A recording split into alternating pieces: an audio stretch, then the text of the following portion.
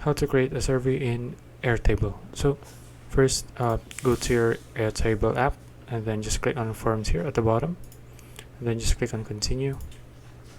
Okay, now you will see your form here. You can add a cover image, a logo, and you can rename all of this. So for example, I want to name this form a survey form, right?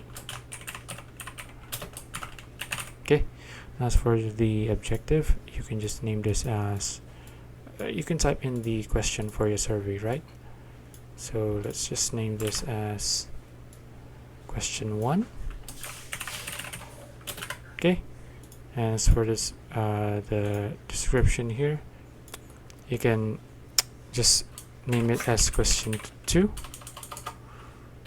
right?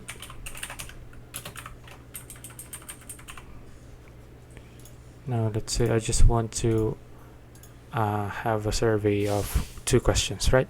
So they can type in their answers here in this text boxes here. So once you're done customizing your form, just click on publish form and you're done. If you found this video useful, please like and subscribe for more videos like this. See you in the next one.